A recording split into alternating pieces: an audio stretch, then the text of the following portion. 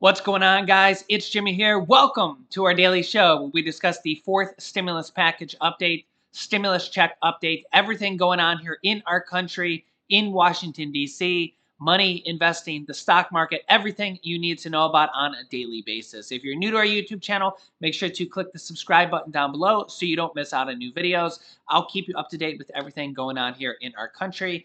And don't forget to hit the like button for us down below. Thank you guys so much. We got a lot going on here in our country. Let's jump right in. President Biden says that he thinks that Vladimir Putin of Russia, the Russian president, will order an invasion of Ukraine and, quote, vows disaster for Russia. And President Biden says that he thinks this is going to happen. President Biden says he expects Russian President Vladimir Putin to order an invasion of Ukraine and that this is probably going to happen, and that warns that a disaster awaits Russia if this happens. Yeah. Biden says, quote, my guess is he will move in. He has to do something. Biden said when asked about the more than 100,000 Russian troops positioned along the Ukraine's border. The Kremlin has previously defended the troops' movement as a military exercise and denied that it was preparing for an attack against Ukraine. Let me know your thoughts here. The U.S. is involved in this. Biden says that there will be some sort of at least economic retaliation, and the United Nations is involved in this. And if this happens, and sanctions and all sorts of, we are involved in this. So if this happens, we're going to be a lot more involved with Russia going forward. Let me know your thoughts on this, as 2022 is off to a very sticky situation here in a lot more ways than one. Meanwhile, it's also a sticky situation right now for former President Donald Trump, as the New York Attorney General is investigating him and says that she has found, quote, significant evidence of fraud. Here's some more details. New York State Attorney General's office is seeking to take legal action to force Donald Trump and two of his children to comply with a civil investigation into the financial dealings of the former president's company. In a series of tweets posted late last night, Attorney General Letitia James wrote, "No one in this country can pick and choose if and how the law applies to them. We have uncovered significant evidence indicating that the Trump Organization used fraudulent and misleading asset valuations on multiple properties to obtain economic benefits, including loans, insurance coverage, and tax deductions for years. Donald Trump Jr., and Ivanka Trump have all been closely involved in the transactions in question, so we won't tolerate their attempts to evade testifying in this investigation." The AG's office saying it's focusing on the monetary values of 6 Trump properties in particular, and the Trump brand as a whole. In total, the organization is accused of inflating its assets on those properties by more than $1 billion. Her office added that if it has not yet reached a final decision regarding whether this evidence merits legal action. Attorneys for the Trump Organization and the Trumps did not immediately respond to requests for comments overnight. Last month, James' office issued subpoenas for the 3 Trumps after another of the president's sons, Eric, testified for the probe back in 2020. After those subpoenas were issued, Trump family lawyers filed a federal lawsuit to halt the civil investigation, claiming it was politically motivated. This investigation is separate, but it is running parallel to a criminal investigation into the Trump Organization being led by the Manhattan District Attorney's Office. In that case, the company and its longtime chief financial officer, Alan Weisselberg, were charged last year in a tax scheme to which they pled not guilty. Meanwhile, former President Donald Trump has responded to the subpoena request and the accusing of New York Attorney General of, and says, quote, in violation of every conceivable ethic rule. And the Trump organization came out with a strongly worded response to the New York Attorney General's latest legal action, repeating many of the former president and his family's personal attacks on Tish James, saying, quote, "The only one misleading the public is Letitia James," a spokesperson said in the statement. She defrauded the New Yorkers by basing her entire candidacy on a promise to get Trump at all costs without having seen a shred of evidence and in violation of every conceivable ethical rule. Yeah, seems to be no shortage of excitement here in 2022 as things are just literally off to a crazy start here in 2022. Can let me know your thoughts here down below in the comments. Treasury Secretary Janet Yellen says that Biden's third stimulus check package relief bill acted like a quote vaccine for the American economy, basically saying that the stimulus package helped our economy dramatically. Janet Yellen said that the third stimulus check package bill signed into law acted like a vaccine for the American economy, in some ways pointing to the safeguarding the financial system from new variants, the which we're dealing with right now, the Omicron variant.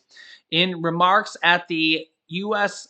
Conference of Mayors in Washington, D.C., Yellen said that while protection from the relief package, dubbed the American Rescue Plan, was not complete, it was very strong.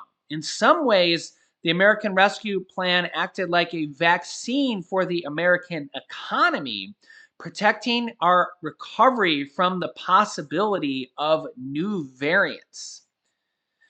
The protection wasn't complete, but it was very strong, and it prevented communities from suffering the most severe economic effects from Omicron and Delta, she added. But because of the pandemic, we still have about 70 or 80 million Americans right now that are behind on their bills and struggling immensely. And we have millions of people right now that are, right now sick, because of the pandemic and the Omicron variant. And new positive virus cases are still extremely high. A lot of places say that maybe we're over the curve, but 2 days ago, January 18th, we had 1.178 million new cases, almost 1.2 million people testing positive. That's like maybe the second or third highest day ever. I mean, almost 1.2 million cases. That's extremely, extremely high. And then yesterday on the 19th, 851,000 new cases. So the 7-day average is 758,000 new cases here per day. Extremely, extremely high new cases per day. So it's still extremely transmissible. And you can see the curve here. It looks like it had maybe gone down a little bit, but I think that may have just been like the weekend cases, because remember, weekend cases are always lower just because of the way kind of reporting is. We had 337,000 new cases on the 16th, which was, Sunday. But now here we are during the week, and it's back up to all-time record highs. So it still seems to be really, really bad. Nancy Pelosi says today, in regards to the Build Back Better stimulus package, that they may need to be more limited and they may need to rename the package, just because the Build Back Better package right now, with the stigma, with Senator Joe Manchin kind of having a negative kind of stigma to it, they might need to rename it. Even though a lot of the things might stay in there, they're definitely going to need to change some things up. They might need to go with a new name to it. They're going to need to change some things. They're also talking about breaking it up which will be interesting to see how they use their good old reconciliation cards here. The Republicans used it back in 2017 when they passed the Trump tax cuts. Democrats used it for the third stimulus check, $1,400, and the child tax credits. And it's going to be interesting to see how they, or if the Republicans come along. Remember, the Republicans raised the child tax credits from $1,000 a year to $2,000 a year.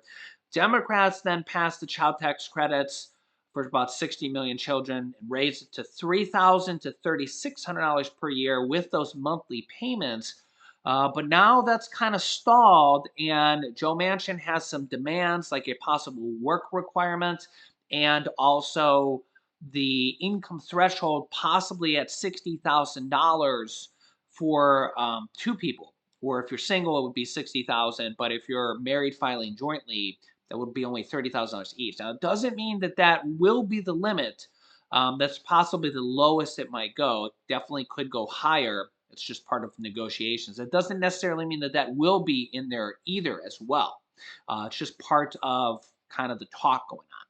You can see here, Democrats may need to rebrand and scale back the massive climate and social spending package, the Build Back Better package. Biden, in a marathon news conference a day earlier, had suggested that the House passed Build Back Better Act. Remember, it's passed in the House. But now Joe Manchin it's stalled with because they're just trying to negotiate with him and see what they can pass. We had another couple people suggest just have Joe Manchin write the bill. Just have him write the bill. But then a lot of progressives might not be happy with what he writes. It may need to be broken up into chunks and then pieced back together to see what could win support from Senator Joe Manchin, whose opposition derailed the as high as $2.2 trillion package last month. Pelosi took issue with Biden's use of the term chunks, but largely agreed with his assessment that the package would need to be slimmed down.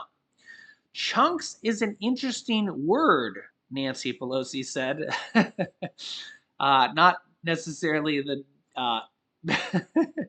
what an interesting choice of word there. Kind of makes me chuckle a little bit.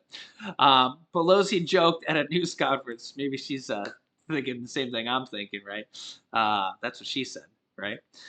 So what the president called chunks, hopefully the president's not blowing chunks here. I would hope would be a major bill going forward. It may be more limited, but it is still significant. So honestly, remember that they have a couple uses of the reconciliation bill here. They also might try to pass some things with Republicans as well. Remember the stimulus package 1, stimulus package 2, stimulus check 1, stimulus check 2, and the child tax credits. Remember that the child tax credits were originally increased from $1,000 to $2,000 underneath former President Donald Trump. Senator Mitt Romney actually has a bill to actually increase the child tax credits to $350 per month for children under the age of 6 and keep it at $250 for children over the age of 6. So there is Republican support for a lot of different stimulus provisions. So they just need to negotiate, right? And see what they could pass piecemeal, what they could pass as standalone bills, what they need to pass by themselves through the Build Back Better Act or a different name, right? They can literally just come up with a different name tomorrow and name it the whatever you want to call it act, Stimulus 2022 Act, the Build Back Cooler Act, right? Whatever name they come up with, right? But they might need to pass through standalone bills. They might need to pass with Republicans, and then they're going to need to negotiate with Joe Manchin. The kind of suggestion to have Joe Manchin write part of the bill is not a bad suggestion. The problem with that is that you're going to have progressive Democrats who are going to say, well, we don't like this. We want more. But a bird in the hand, right? You might want to just take what you can get and then move on to the next bill. Move on, use the reconciliation card again. that's kind of what happened with the third stimulus check package. You passed that bill, got the $1,400 checks out the door, for $1,400 checks for adults, $1,400 checks for children, $1,400 checks for adult dependents who didn't even get checks, stimulus checks from the first 2 times around.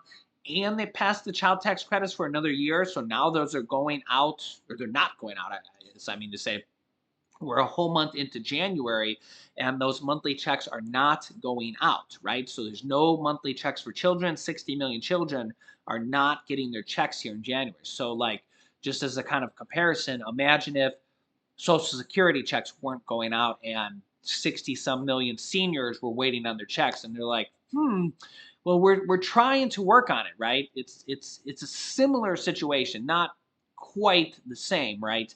But it's somewhat similar, right? You could kind of put it in that category. So yeah, they definitely need to work on a lot of different things. It'd be the same thing as, like, food assistance that goes out to like 40 some million people. Imagine if they had to pass it's kind of ridiculous that all these different assistance programs. Social Security is a little different because people paid into it for many many years. But imagine if all these different programs had to be voted on a yearly basis. I think that's absolutely ridiculous. I've mentioned this in the past where they have to vote on the debt limit on a yearly basis, or sometimes they fund it for 2 years. They have to fund the government on a yearly basis, and then they've extended that only until February now. So there's sometimes they have to vote on that multiple times per year. Yeah, it's ridiculous, right? So we have a lot of problems here with the way Congress does things.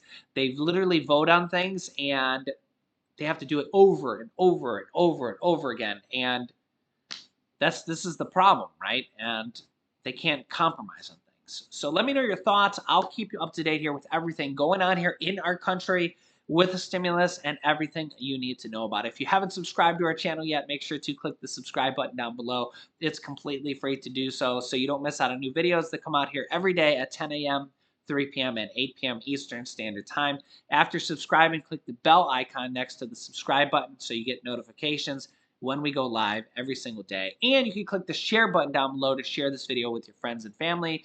Help us reach our goal of 400,000 subscribers. We're almost there. You can click here to watch our newest video next. Thanks for watching, guys, and I will see you in the next video.